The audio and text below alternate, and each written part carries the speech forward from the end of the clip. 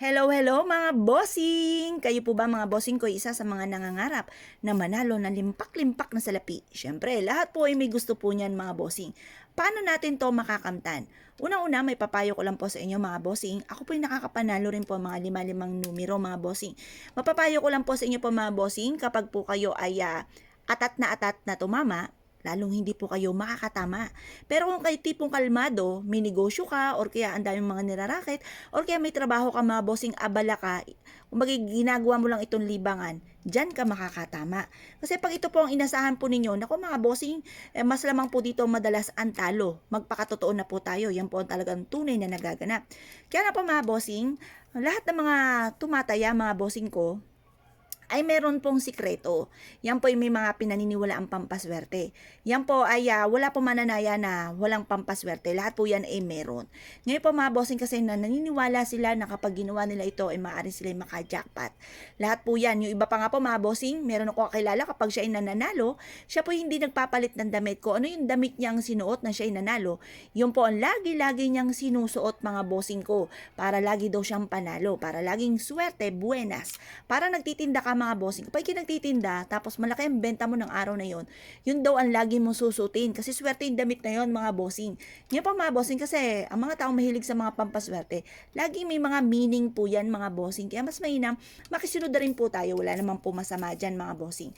Ito pa mga bossing ko, ang aking po mga numero mga bossing. Yan, mahaga gusto nyo pong gayahin, okay naman po, gayahin nyo po siya kung ito po ang trip po ninyo na tayaan mga bossing. Wala naman po masama mga bossing. Ngayon pa mga bossing, ito naman po ang isa sa mga sikreto at proven na napakaswerte ng ating pong bawang mga bossing. Kasi ang bawang mga bossing ko ay isa sa mga pinakamabisang pantaboy ng kamalasan at pang-attract ng swerte. Proven po ito. Favorite ko po ito mga bossing.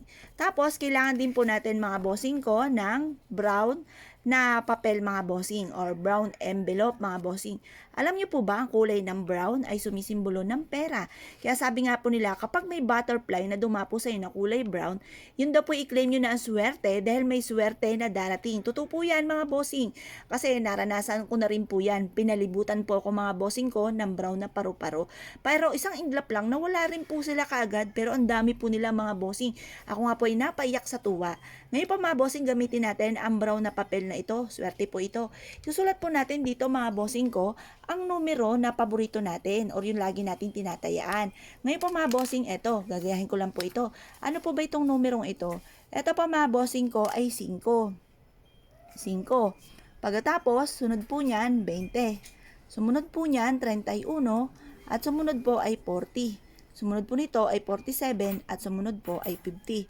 Yan po ang aking numero na tinayaan mga bossing. Wala lang, naisipan ko lang po itong numerong ito at meron ding iba dyan, lucky pick lamang.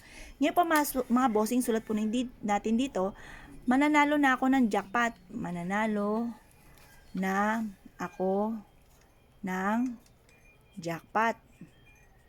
Ngayon po mga bossing, ito po ilalagay po natin itong ating tinayaan mga bossing. Siya, lagay na po natin itong ticket na ito. Yan, tapos positive lamang habang ito po ay ginagawa ninyo mga bossing.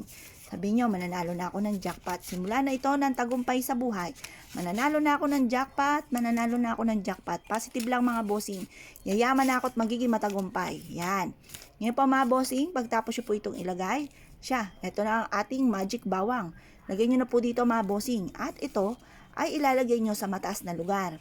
Kasi ako po mga bossing, pag tumataya ako, good for 1 week. Tapos, inilalagay ko to sa mataas na lugar.